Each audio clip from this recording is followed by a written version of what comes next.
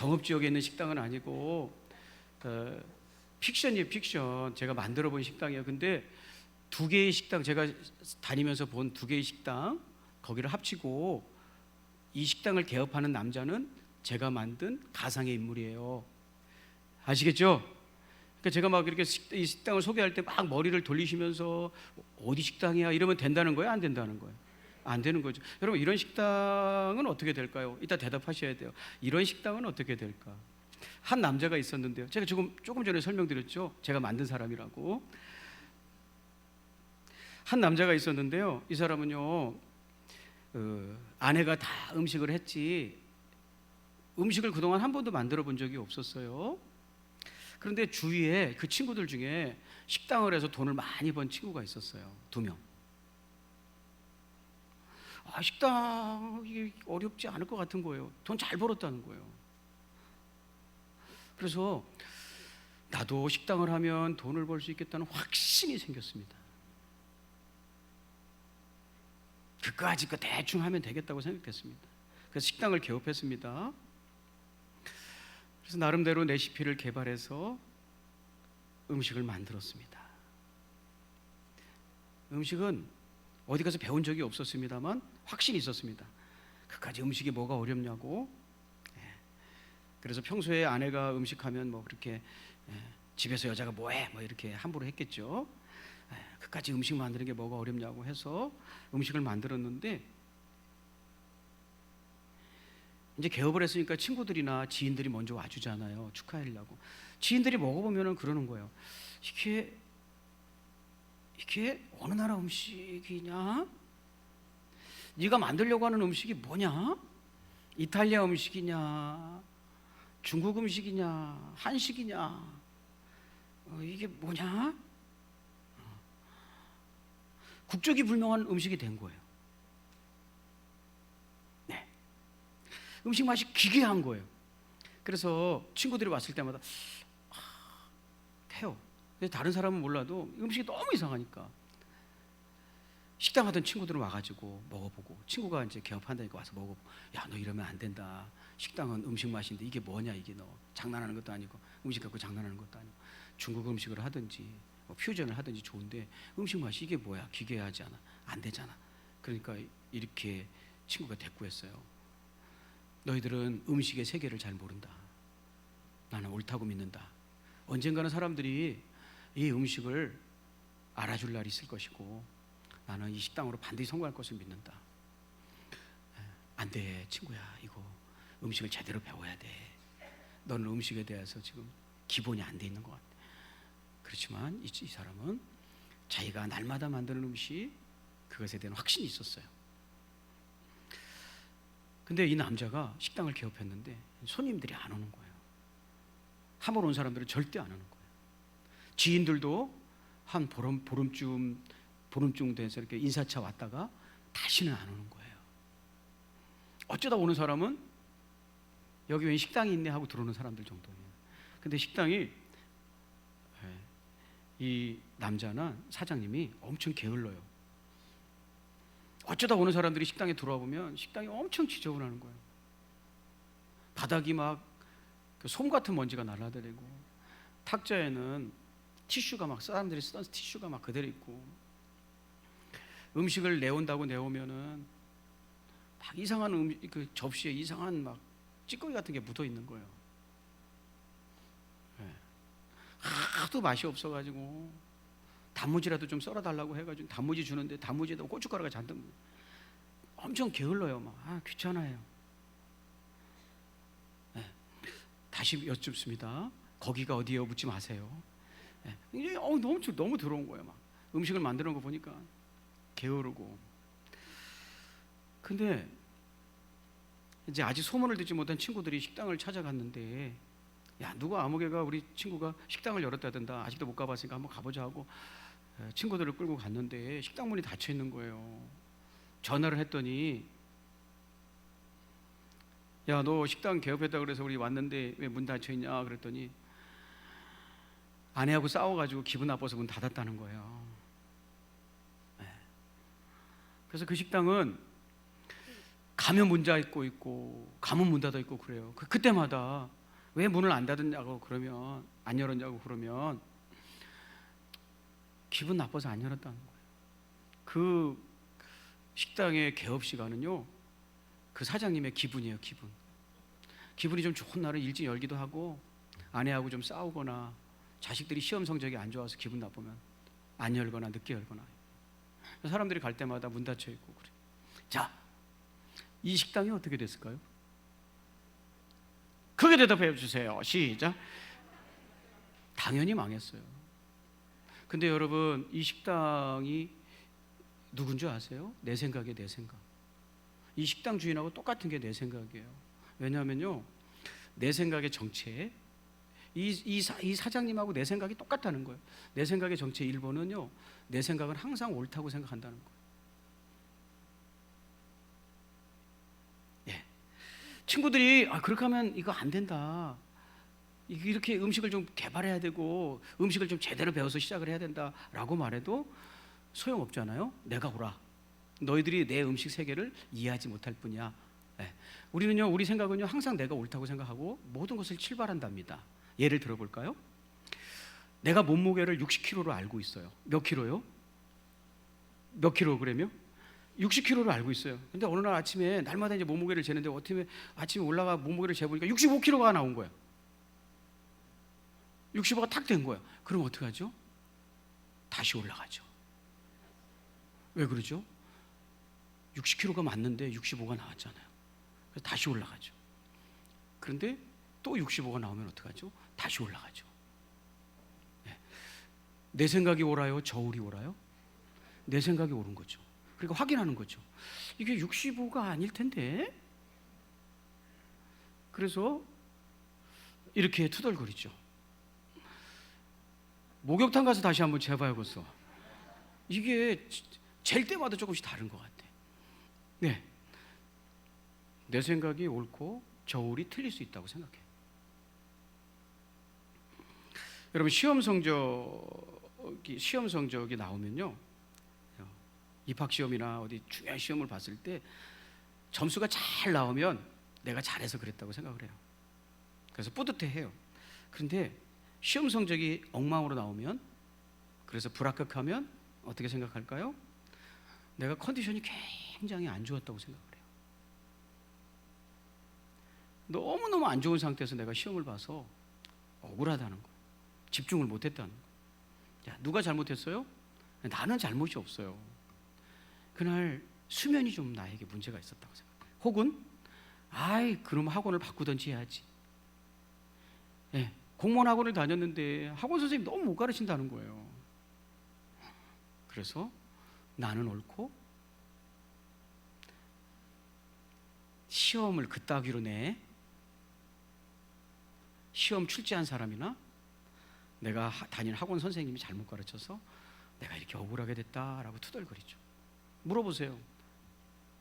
좀 더 노력해야 되겠다 하는 사람도 혹한 있지만 다 억울해해요. 억울해. 근데 이게 특별히 누구에게 더 심해지냐면 공부를 못하는 사람에게 더 심해지죠. 엄청 억울해하죠. 그래서 세상 탓을 하죠. 이놈의 세상이 나를 이해하지 못한다고. 여러분, 이런 기본 전제가 나는 옳다 해서 우리가 출발하는 심리가 있기 때문에 내 생각, 확증 편향이라는 게 생기는 거예요.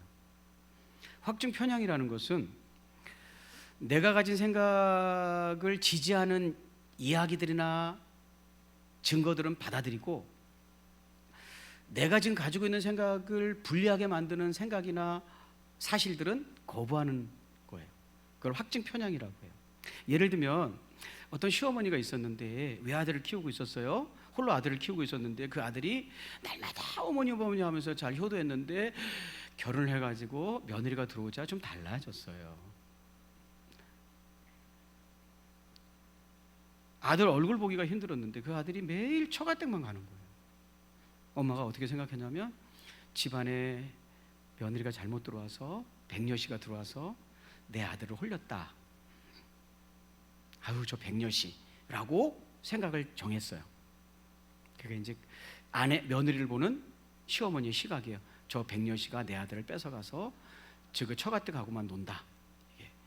그러면 그때부터 며느리가 하는 짓 하나하나가 안 보이는 것만 취득하게 되는 거예요. 안 좋은 것만 취득하게 되는 거예요. 예를 들면 음식을 잘 못해. 그리고 화장이 너무 짙어. 저봐. 저게 가정주부가 화장을 저렇게 하고 다녀요? 백녀시라니까 저거는. 이렇게 생각하는 거예요. 그리고 어머니가 용돈 드리고 백녀시가 아닌 것처럼 행동하는 거 있잖아요. 어머님, 제가 우리 어머니가 아파서 자주 찾아뵙는 거예요. 마음은 시어머니, 어머니께 있어요. 하면서 용돈도 챙겨드리고 음식도 와서 해드리면 고맙다. 그리고 딱 받아들이고 그가 잘하는 것은 별로 중요하게 취득을 하지 않아요. 왜? 너는 백녀시니까. 내가 지금 백녀시의 증거들을 수집하고 있어. 자, 이해가 되시면 아멘. 너는 백녀시고 하는 짓이 내가 여러분, 이게 확증 편향이라 그러는 거예요.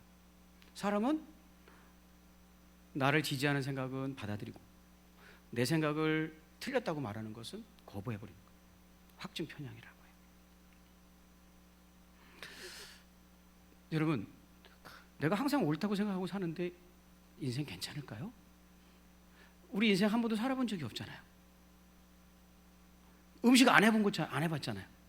식당 안 해봤잖아요. 근데 내가 이렇게 옳다라고 전제하고 뭔가 모든 문제를 풀면 될까요? 두 번째, 우리 뇌는요 귀찮아요. 우리 뇌는 되게 귀찮아요. 우리 몸에서 제일 많은 에너지를 쓰는 것이 뇌예요, 뇌. 근데 뇌는 남자는 1.4kg 정도 하고 여자의 뇌는 1.2kg 정도 해요. 우리 몸의 2%에서 3% 정도를 차지해요. 근데 이 뇌가 우리 몸의 에너지를 20%를 써요. 그것은 무슨 뜻이냐면 내가 가장 많은 일을 한다는 거예요. 매일매일. 자, 이해하셨으면 아멘 한번 해볼까요? 뇌가 일을 제일 많이 하는 거예요. 막 매일 뛰고 있는 심장보다 뇌가 더 많은 에너지를 가져간다는 거죠. 에너지를 많이 쓰는 이유는 뇌가 하는 일이 많기 때문에요. 여러분, 뇌가 얼마나 많은 일을 하냐면 뇌를 많이 쓰는 사람 있잖아요. 뇌를 많이 쓰는 직업을 가진 사람. 예를 들면 바둑기사 같은 분들은요 살이 안 찐대요. 뇌에서 에너지를 다 뽑아서 운동하지 않아도 그렇게 살찐 사람이 없대요. 여러분, 뇌가 할 일이 많다 보니까 에너지도 제일 많이 써요. 몸에서 들어오는 에너지 제일 많이 쓰는 거예요. 공부하고 나면 되게 피곤하고 지치죠. 그러니까 업무가 과중하니까 어떤 일이 일어나겠습니까? 중요하지 않다고 생각하는 정보들은 빨리 처리해버리는 거예요.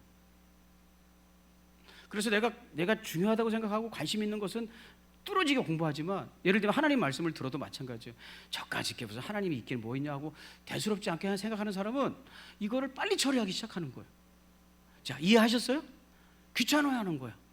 지금 그렇지 않아도 힘든데 또 새로운 정보를 받아들이고 처리하는 게 귀찮은 거예요. 그러니까 빨리빨리 귀찮아서 빨리빨리 처리하는 거예요. 게으른 거죠, 말하자면.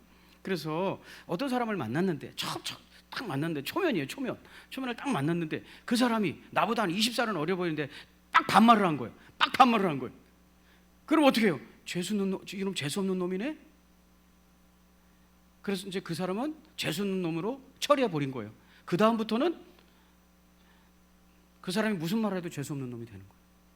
여러분, 한 사람의 인생을 말 한마디 보고 전체를 평가한다는 건 성급한 결론이라는 걸 알아요. 그래도 안 바뀌는 거예요. 왜? 귀찮아. 우리 뇌는요 굉장히 귀찮아해요.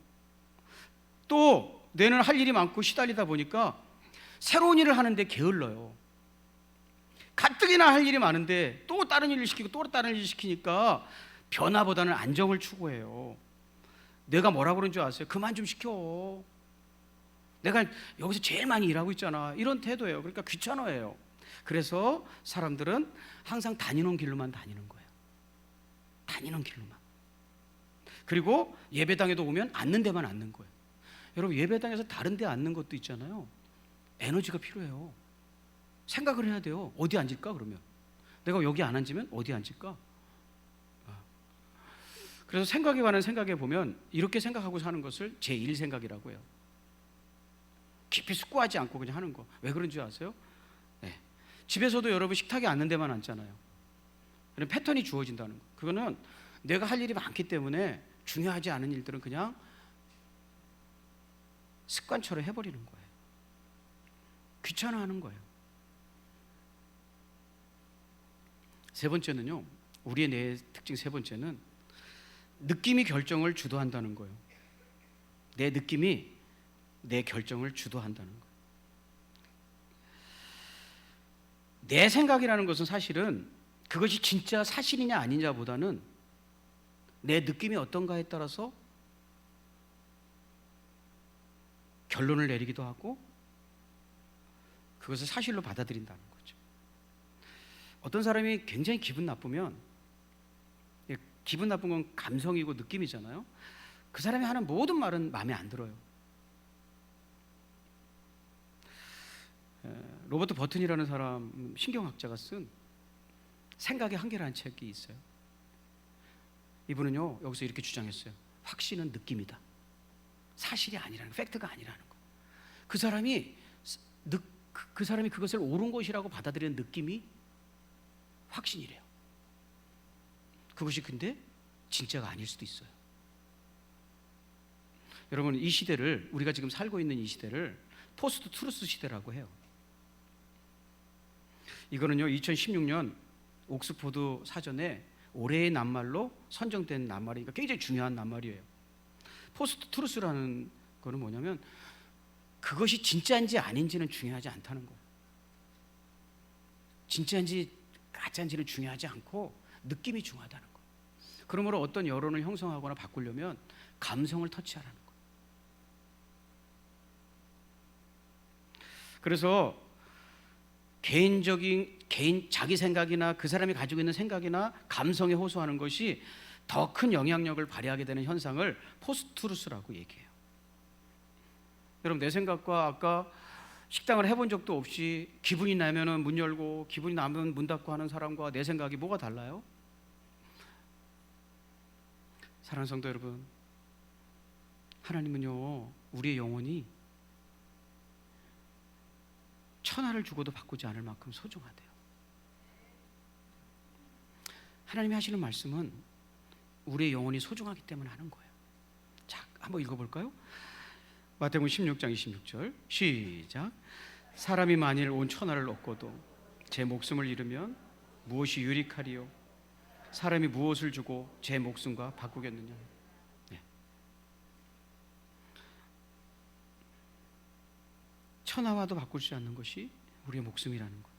하나님은 지금도 그래서 우리의 영혼을 포기하지 않으시고 사랑해 주시고 은총을 베푸시고 구원하기를 원하시는 줄 믿습니다. 그런데 내가 그런 구원받은 백성, 사람다운 사람으로 살기 위해서는 이 죄악된 세상에서 조성된 내 생각을 가지고는 불가능하다는 거예요. 그래서 하나님이 그 생각을 포기하라는 거예요. 하나님이 사랑하셔서 그 생각 가지고 살면 안 된다는 거예요. 그게 바로 이사야서 55장 7절이에요. 악한 자는 그 길을 버리고 불의한 자는 그 생각을 버리고 주님께 돌아오너라. 여러분, 저는 오늘 여러분과 함께 사순절 종료주일, 예수님께서는요 자신의 생각을 버리기를 얼마나 힘들어했는지를 잠깐 살펴보려고 해요. 말씀을 정리하면서 예수님에게도 여러분이 가진 생각이 어떤지를 알기 때문에 여러분은 말로 설득되지 않는다는 걸 제가 알아요. 예수님도 이 땅을 사시면서 자기 생각이 있으셨어요. 이 땅을 살면서 만들어진 자기 생각. 근데 그 생각을 하나님께서 말씀하신 십자가를 지기 위해서는 포기하셔야 했어요. 근데 그 포기가 너무너무 힘든 거예요. 내 생각을 포기한다는 게 너무 힘든 거예요. 자, 우리 그 장면을 같이 한번 읽겠습니다. 누가복음 22장 44절 시작. 예수께서 힘쓰고 애써 더욱 간절히 기도하시니 땀이 땅에 떨어지는 핏방울같이 되더라 그랬어요. 힘쓰고 애썼다는 말은 게노메노스 앤 아고니아인데 전쟁에서 쓰는 낱말이에요. 전쟁에서만 쓰는 낱말이에요. 목숨을 걸고 최선을 다해 싸우는 거.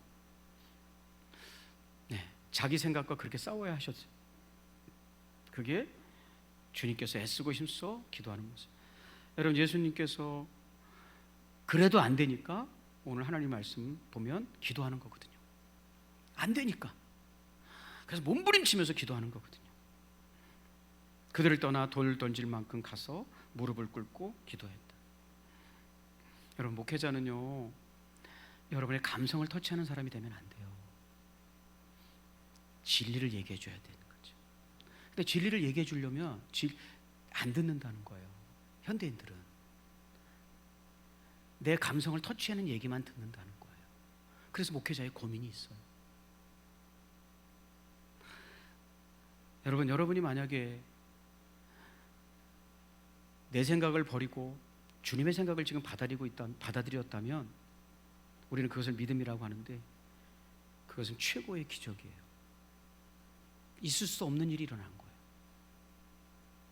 모든 사람은 자기 생각이 옳다라는 전제에서 모든 인생을 풀어가고 있는데, 내 생각이 잘못되었고 하나님의 생각이 옳습니다라고 받아들이는 것은 기적이에요. 여러분, 예수 그리스도를 여러분의 구주로 믿습니까? 그럼 여러분은 기적의 주인공이라는 거예요. 네. 여러분, 오늘도 우리는 마지막 찬양을 올려드리면서 내 안에 선한 것이 없다는 것을 발견하고 깨닫고 주님의 마음으로 새롭게 자꾸 다듬어지는